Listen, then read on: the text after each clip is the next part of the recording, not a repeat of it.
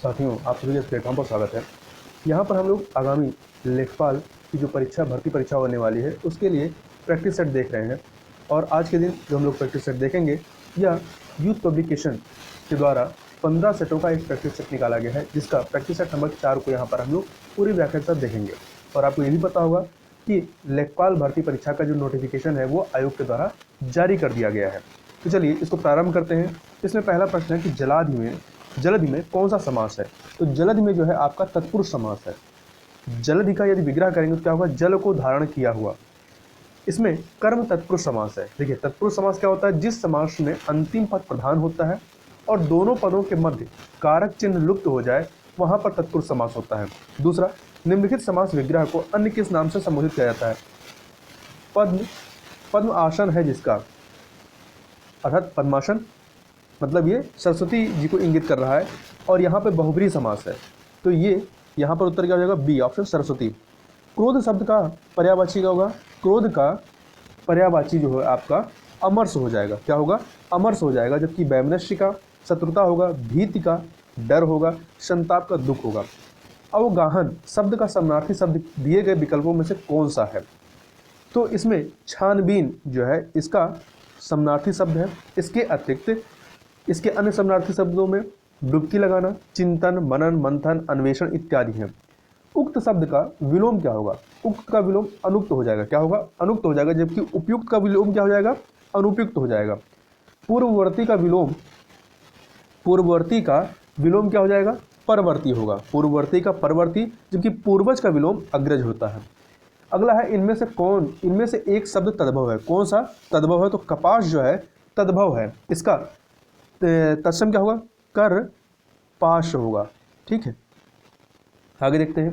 निम्नलिखित तत्सम तद्भव शब्दों का संगत युग्म है, कौन सा सही है। तो इसमें देखिए पर्यंक तत्सम है, इसका तद्भव पलंग होता है, ये सही है। जबकि अन्य जो है सही नहीं, जैसे शत्रु का सत्य नहीं होता है बल्कि शत्रु होता है। इसी प्रकार से सत्य क्या तत्सम है, इसका तद्भव सच होता है। घोटक तत्सम है, इसका तद्भव घड़ा नहीं घोड़ा होता है। और घड़ा का तत्सम क्या हो जाता है, घट होता है। आगे चलते हैं। भूधर्व का संधि विच्छेद क्या हो जाएगा, तो इसका संधि विच्छेद भू धन उधर्व हो जाएगा। और इसमें दीर्घ स्वर संधि है, इसमें दीर्घ स्वर संधि है। नीरस में संधि का प्रकार क्या है, देखिए नीरस में विसर्ग संधि है। कौन सी है, विसर्ग संधि है। इसका संधि विच्छेद क्या हो जाएगा, निह धन रस हो जाएगा, नीरस। आगे देखते हैं। जिसकी पूर्व से कोई आशा ना हो उसे क्या कहते हैं, अप्रत्याशित, उसे अप्रत्याशित कहेंगे। आगे चलते हैं। जो हर समय दूसरों की बुराइयां खोजता हो उसे छिद्रान्वेषी कहते हैं। जबकि जो किसी के गुण दोषों की आलोचना करता हो उसे आलोचक कहते हैं। आगे चलते हैं क्वेश्चन नंबर 13 पे। तो क्वेश्चन नंबर 13 है, अंधा बांटे रेवड़ी मुहावरे का अर्थ क्या होगा, अपनों को लाभ पहुंचाना। चिकना घड़ा होना मतलब निर्लज्ज होना होता है। निम्नलिखित में एक वाक्य अशुद्ध है, कौन सा वाक्य अशुद्ध है। तो आप इसमें ए ऑप्शन देखिए, हम लोग आपका आभार मानते हैं। तो यहां पर क्या होना चाहिए, हम आपका आभार मानते हैं। लोग का प्रयोग निरर्थक है। जिस वाक्य में वर्तनी संबंधी अशुद्धि है वो कौन सा है, तो इसमें देखिए वर्तनी, बच्चों को मेरा आशीर्वाद देना, इसमें आशीर्वाद की जो वर्तनी है वो सही नहीं है। शा पे बड़ी की मात्रा होगी। आगे चलते हैं। क्वेश्चन नंबर 17, निम्नलिखित में से कौन सा शब्द पुल्लिंग है। तो संचालक जो है पुल्लिंग है, इसका स्त्रीलिंग क्या होगा, संचालिका होगा। जबकि अन्य भवदिया, साध्वी, डिबिया ये सभी स्त्रीलिंग हैं। आगे देखते हैं। हर कोई मानसिक रूप से बीमार दिखता है, इस वाक्य में हर कोई किस प्रकार का शब्द है। तो ये सदैव एक वचन रहने वाला शब्द है। मैं प्रतिदिन दूध पीता हूँ, वाक्य में रेखांकित पद में कारक कौन सा, तो दूध रेखांकित है, तो इसमें कर्म कारक है। देखिए कर्म कारक क्या होता है, वह कारक जो क्रिया से प्रभावित होता है उसे कर्म कारक कहते हैं। आगे देखते हैं। निम्नलिखित में से कौन सी वर्तनी शुद्ध है, तो अक्षुण ए ऑप्शन ये सही है। इन नामों में किसकी वर्तनी अशुद्ध है, तो मैथिली शरणगुप्त ये सही नहीं लिखा है, क्योंकि मैथिली होता है, था पे छोटी की मात्रा होता है, मैथिली शरणगुप्त होता है। आगे चलते हैं। निम्नलिखित में से कौन सा शब्द गो का अर्थ नहीं है। गो का मतलब गाय, नदी, इंद्रिय ये सभी होता है, परंतु गज नहीं होता है। गो का मतलब अन्य मतलबों में माता, वाणी, पृथ्वी, चंद्रमा, घोड़ा, गोदावरी, ये सभी होते हैं। आगे चलते हैं। यहाँ गद्यांश दिया गया है, इसको पढ़ना है और उसके आधार पर प्रश्नों को हल करना है। तो सबसे पहले गद्यांश को पढ़ लेते हैं। भारतीय दर्शन सिखाता है कि जीवन का एक आशय और लक्ष्य है। आशय की खोज हमारा दायित्व है और अंत में उस लक्ष्य को प्राप्त कर लेना हमारा विशेषाधिकार है। इस प्रकार दर्शन जो कि आशय को उद्घाटित करने की कोशिश करता है और जहाँ तक उसे इसमें सफलता मिलती है वह इस लक्ष्य तक अग्रसर होने की प्रक्रिया है। कुल मिलाकर आखिर यह लक्ष्य क्या है? इस अर्थ में यथार्थ की प्राप्ति वह है जिसमें पा लेना केवल जानना नहीं है बल्कि उसी का अंश हो जाना है। इस उपलब्धि में बाधा क्या है? बाधाएं कई हैं, पर इनमें प्रमुख है अज्ञान। अशिक्षित आत्मा नहीं है, यहाँ तक कि यथार्थ संसार भी नहीं है। यह दर्शन ही है जो उसे शिक्षित करता है और अपनी शिक्षा से उसे उस अज्ञान से मुक्ति दिलाता है जो यथार्थ दर्शन नहीं होने देता। इस प्रकार एक दार्शनिक होना एक बौद्धिक अनुगमन करना नहीं है बल्कि एक शक्तिप्रद अनुशासन पर चलना है, क्योंकि सत्य की खोज में लगे हुए सभी दार्शनिक को अपने जीवन को इस प्रकार आचारित करना पड़ता है ताकि उस यथार्थ से एकाकार हो जाए जिसे वह खोज रहा है। वास्तव में यही जीवन का एकमात्र सही मार्ग है और सभी दार्शनिकों को इसका पालन करना होता है। और दार्शनिक ही नहीं बल्कि सभी मनुष्यों को, क्योंकि सभी मनुष्यों के दायित्व और नियत एक ही है। उपरोक्त गद्यांश का संक्षिप्त शीर्षक चुनिए। क्या होगा? भारतीय दर्शन और जीवन। उपरोक्त गद्यांश का संक्षेपण क्या होगा? तो डी ऑप्शन पढ़िए। भारतीय दर्शन जीवन के लक्ष्य की खोज करके उसे पाने की प्रक्रिया भी बताता है। लक्ष्य को पा लेना उसे केवल जानना नहीं बल्कि उसका अंश हो जाना है। इस उपलब्धि में प्रमुख बाधा है अज्ञान, जिसे दर्शन ही दूर कर सकता है। इस प्रकार दार्शनिक को स्वयं अनुशासित होना पड़ता है ताकि वह यथार्थ से एकाकार हो जाए। इस नाते अनुशासित आचरण का पालन सभी मनुष्यों को करना होता है। तो डी ऑप्शन यहाँ पर सही है। आगे चलते हैं। अगला है, उपरोक्त गद्यांश के आधार पर बताइए कि यथार्थ की प्राप्ति में प्रमुख बाधा क्या है? तो अज्ञान ही प्रमुख बाधा है। अगला प्रश्न, पाल साम्राज्य भारत के किस हिस्से से संबंधित है? तो यह पूर्वी हिस्से से संबंधित रहा है। इस साम्राज्य की स्थापना गोपाल ने की थी। इस वंश की राजधानी मुंगेर थी। पाल वंश का सबसे महान शासक धर्मपाल था, जो कि गोपाल का पुत्र था, और धर्मपाल के द्वारा ही विक्रमशिला विश्वविद्यालय की स्थापना की गई थी। निम्नलिखित में से किस मुगल शासक ने अंतोगत्वा मेवाड़ के शासक महाराणा प्रताप सिंह के पुत्र राणा अमर सिंह से समझौता किया? तो जहांगीर ने किया था। देखिए, महाराणा अमर सिंह महाराणा प्रताप के पुत्र थे। जहांगीर द्वारा कराए गए कई आक्रमण में वे विफल हुए, हार गए। अंत में खुर्रम अर्थात शाहजहां ने मेवाड़ पर अधिकार कर लिया और अमर सिंह ने हारकर जहांगीर से अपमानजनक संधि कर ली, और ये मेवाड़ के अंतिम शासक थे। भक्ति आंदोलन के उत्तर भारत में लाने का श्रेय इनमें से किसको जाता है? तो रामानंद को जाता है। गदर क्रांति आरंभ होने का प्रमुख कारण क्या था? प्रथम विश्व युद्ध का आरंभ होना। आगे चलते हैं। 55 नंबर क्वेश्चन, टीपू सुल्तान कहाँ का शासक था? तो ये जो है मैसूर का शासक था। कहाँ का? मैसूर का शासक था, और ये हैदर अली का पुत्र था, जो 1782 में अंग्रेजों के से युद्ध के दौरान हैदर अली की मृत्यु के बाद टीपू सुल्तान था, मैसूर का शासक बना था। और टीपू की मृत्यु जो है 4 मई 1799 को हो गई थी। अंडमान और निकोबार द्वीप समूह भारत का एक संघ है, शासित प्रदेश है। निकोबार में द्वीपों की संख्या क्या है? देखिए, अंडमान निकोबार में कहें तो 572 द्वीप समूह है, और 10 डिग्री उत्तरी अक्षांश जो है वो अंडमान को निकोबार द्वीप समूह से अलग करता है। और निकोबार द्वीप समूह में कुल आपके 22 द्वीप हैं। तो बी ऑप्शन आपका सही हो जाएगा। भारत में रजत क्रांति किससे संबंधित है? तो ये अंडा और चिकन के उत्पादन से संबंधित है। वह नदी कौन सी जिसका उद्गम भारत में नहीं है? तो सतलज नदी का उद्गम भारत में नहीं है, बल्कि यह दक्षिण पश्चिम तिब्बत में समुद्र तल से 4600 मीटर ऊंचाई पर मानसरोवर के निकट राकस ताल से यह उद्गमित होती है। निम्नलिखित में से किस राज्य में काली मृदा या मिट्टी पाई जाती है? तो ये आपकी जो दक्कन के पठार है, दक्कन के पठार के अधिकतर भाग में यह पाई जाती है। तो इस प्रकार से महाराष्ट्र, गुजरात और तमिलनाडु में मुख्य रूप से यह पाई जाती है। तो यहाँ पर उत्तर क्या हो जाएगा? Gujarat, C option. कुंडनकुलम परियोजना किस राज्य में स्थित है? तो तमिलनाडु में स्थित। यह एक परमाणु नाभिकीय परियोजना है, जिसकी शुरुआत वर्ष 2002 में हुई थी, और यह योजना प्रारंभ की गई है रूस के सहयोग से। महात्मा गांधी ने अर्थव्यवस्था की वकालत की। किस प्रकार के? विकेंद्रीकृत अर्थव्यवस्था की इन्होंने वकालत की थी तथा कुटीर उद्योगों पर जोर दिया था।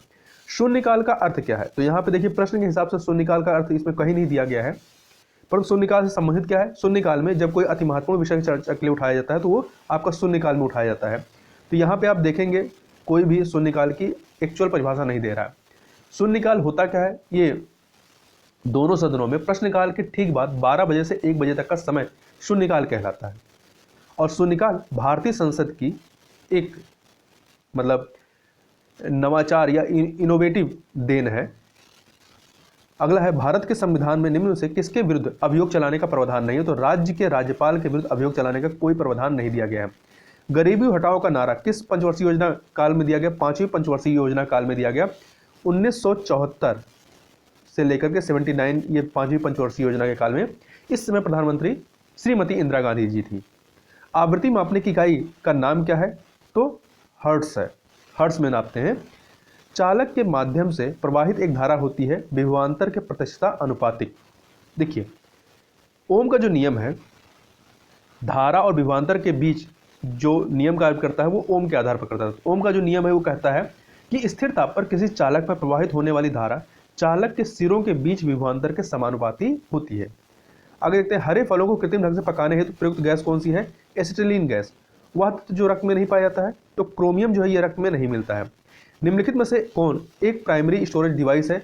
तो रैंडम एक्सेस मेमोरी, रैम, ये आपकी प्राइमरी स्टोरेज डिवाइस है। फ्लाई ऐश क्या है? ये ऐश के राख के लघु टुकड़े होते हैं, राख के लघु टुकड़े होते हैं जिसमें सिलिकॉन ऑक्साइड और कैल्शियम ऑक्साइड होता है। जलीकट्टू के साथ जुड़ा हुआ है क्या? पोंगल, तमिलनाडु का जो परंपरागत तमिलनाडु का जो त्यौहार है पोंगल त्यौहार, इससे जलीकट्टू नामक परंपरागत खेल जुड़ा हुआ है। The test of my life पुस्तक के लेखक कौन है? तो क्रिकेटर युवराज सिंह हैं। 17 से 18 सितंबर 2021 के बीच पोषक हितधारक महासम्मेलन 3.0 का आयोजन कहाँ पर किया गया? तो इसका आयोजन हैदराबाद में किया गया। कहाँ पर? हैदराबाद में किया गया, तेलंगाना की राजधानी हैदराबाद में। तो इस महासम्मेलन का शुभारंभ केंद्रीय कृषि एवं किसान कल्याण मंत्री श्री नरेंद्र सिंह तोमर जी के द्वारा किया गया। आगे चलते हैं 74 नंबर क्वेश्चन। 26 से 29 सितंबर 2021 के बीच विजय सांस्कृतिक महोत्सव का आयोजन किस शहर में किया गया? तो कोलकाता की पश्चिम बंगाल की राजधानी कोलकाता में किया गया। ठीक है, और इस महोत्सव का आयोजन 1971 के भारत पाक युद्ध की स्वर्ण जयंती के अवसर पर किया गया। 20 से 23 सितंबर 2021 को विश्व आर्थिक मंच का वार्षिक सतत विकास प्रभाव शिखर सम्मेलन का आयोजन कहाँ पर संपन्न हुआ? स्विट्जरलैंड के जिनेवा में। और इसका विषय क्या था? Shaping the equitable, inclusive and sustainable recovery. महाजनी प्रथा का सर्वप्रथम उल्लेख निम्नलिखित में से किस प्राचीन ग्रंथ में होता है? सतपथ ब्राह्मण में। किसान चैनल का प्रधानमंत्री द्वारा कब उद्घाटन किया गया? 26 मई 2015 को। पूषा रूबी किसकी उन्नत किस्म है? तो टमाटर की ये उन्नत किस्म है। इसके टमाटर की अन्य किस्मों में पूषा गौरव, अर्का, सौरव, सोनाली, रश्मि, अविनाश इत्यादि हैं। जनगणना 2011 के अनुसार ग्रामीण भारत की आबादी कितनी है? तो 83.3 करोड़ अर्थात 68.89%। तो शहरी आबादी कितनी है? 37.7 करोड़ अर्थात 31.16%। पीत क्रांति किससे संबंधित है? तो पीत क्रांति जो है तिलहन उत्पादन से संबंधित है। विश्व में केला का सर्वाधिक उत्पादक देश कौन सा है? भारत है। दूसरे नंबर पर चीन है। और भारत में कौन सा राज्य प्रथम है? तमिलनाडु है। उत्तर प्रदेश राज्य के वित्तीय स्वास्थ्य की देखरेख तथा सरकारी लेन देनों में पारदर्शिता लाने के लिए कौन सी वेबसाइट तैयार की गई है? कोशवानी नामक वेबसाइट तैयार की गई है।